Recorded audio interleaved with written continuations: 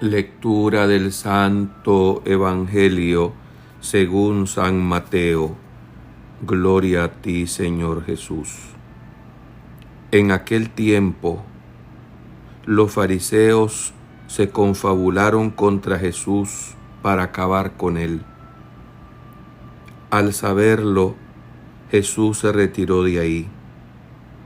Muchos lo siguieron. Él curó a todos los enfermos y les mandó enérgicamente que no lo publicaran, para que se cumplieran las palabras del profeta Isaías. Miren a mi siervo, a quien sostengo, mi elegido, en quien tengo mis complacencias. En él he puesto mi espíritu para que haga brillar la justicia sobre las naciones. No gritará ni clamará, no hará oír su voz en las plazas, no romperá la caña resquebrajada, ni apagará la mecha que aún humea, hasta que haga triunfar la justicia sobre la tierra, y en él pondrán todas las naciones su esperanza. Palabra del Señor. Gloria a ti, Señor Jesús. Por este santo evangelio se borren nuestros pecados. Alabanzas a ti, oh Cristo. Mi siervo no discutirá ni gritará. No romperá la caña resquebrajada, ni apagará la mecha que aún humea. Esta profecía, oráculo isaiano, se supone que los líderes religiosos de Israel, doctores de la ley, fariseos, escribas, ancianos, lo conocían. Mas habían perdido el horizonte de estas características que siglos antes que se cumpliera en la plenitud de los tiempos se había profetizado, se había anunciado. Se contempla un Jesús sencillo, humilde de corazón. Aprendan de mí, que soy manso y humilde de corazón. Jesús luchó contra la soberbia, la arrogancia, el orgullo y la violencia. Siempre, desde el misterio mismo de su encarnación, de su nacimiento y cada uno de los misterios de su vida toda, nos fue enseñando constantemente el alto valor del servicio y el primado de la misericordia.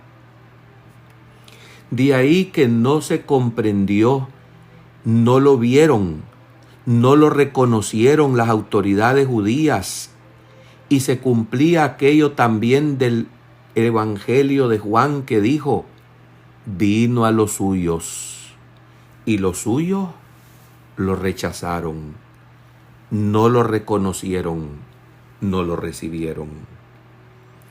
No obstante, Jesús vencerá ese rechazo mediante la misericordia y el servicio. Él es el siervo, a quien sostengo, como dice la profecía de Isaías. Es por eso que este texto de Isaías que hoy cita el Evangelio es una clave de lectura para comprender las muy vivas reacciones de Jesús ante todas las formas de dominación y de violencia.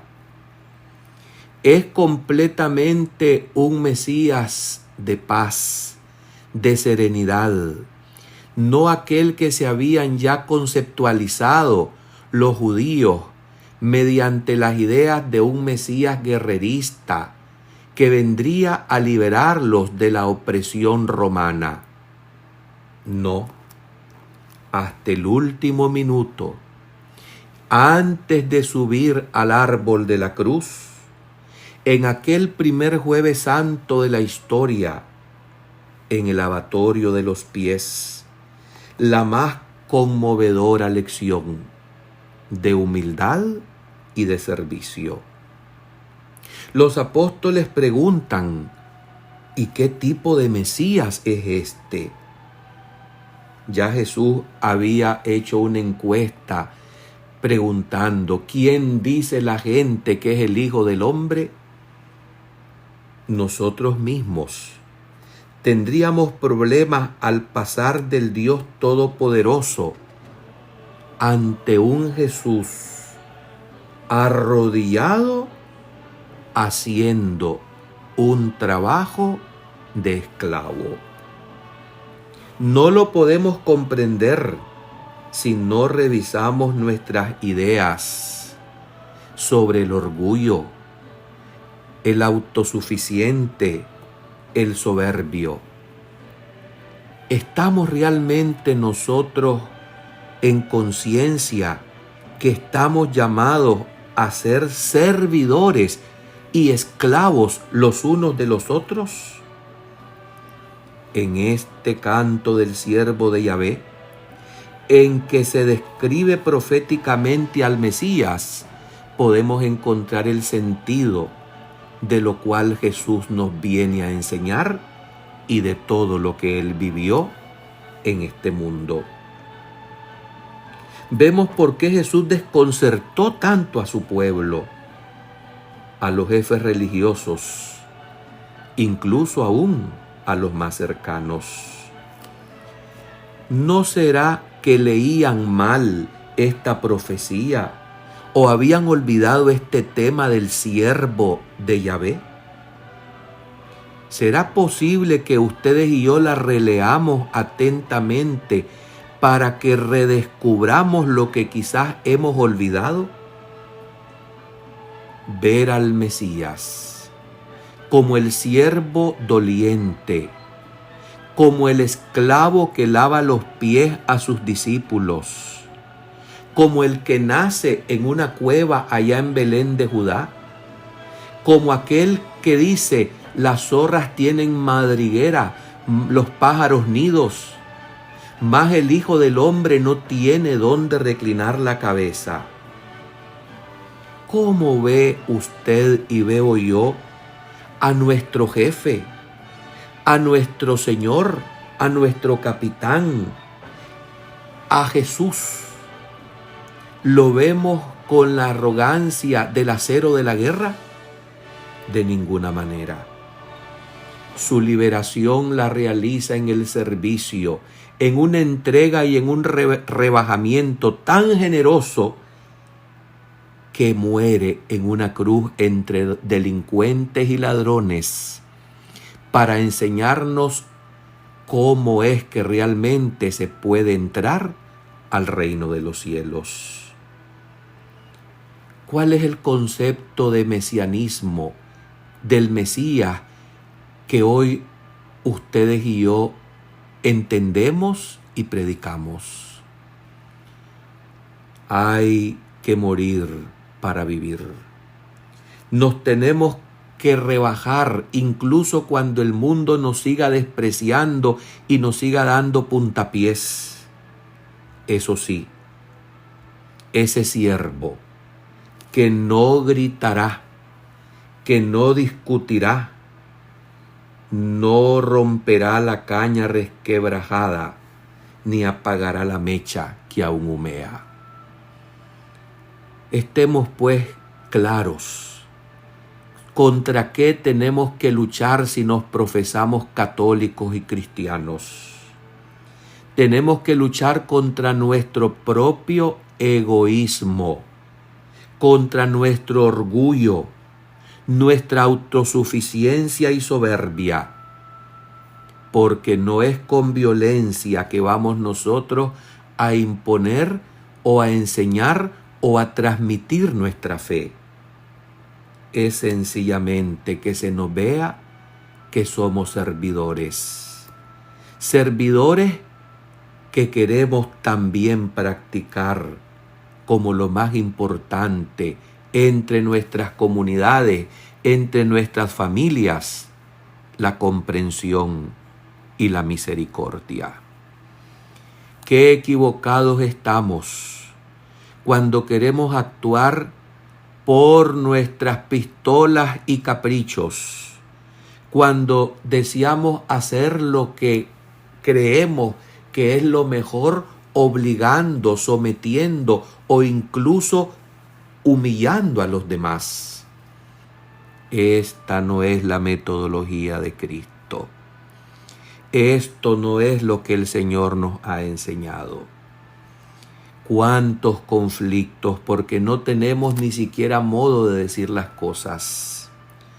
Cuántos malos entendidos en las relaciones incluso intrafamiliares, entre los hermanos, entre los nietos, los sobrinos, los parientes, porque no tenemos ni el tono ni el lenguaje caritativo para dirigirnos a ellos y decir las cosas.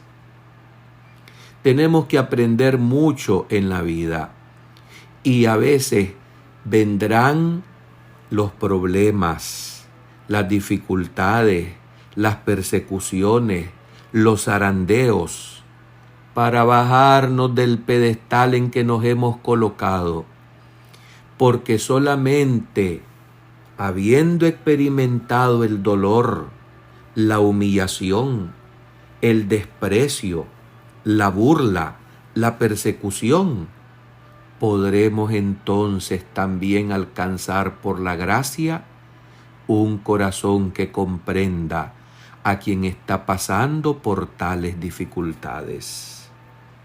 No nos cansemos de pedirle a Jesús que nos dé mansedumbre, que nos dé humildad y que nos dé también escuela constante y necesaria, aún con fuertes dolores y sufrimientos, para bajar la cabeza, para decir lo que tantas veces en el Padre Nuestro repetimos mecánicamente y no cumplimos. Fiat voluntas tua, sicut in terra et in cielo. Es decir, que se haga siempre tu voluntad y no la nuestra. Miren a mi siervo, a quien sostengo, a mi elegido, en quien tengo mis complacencias.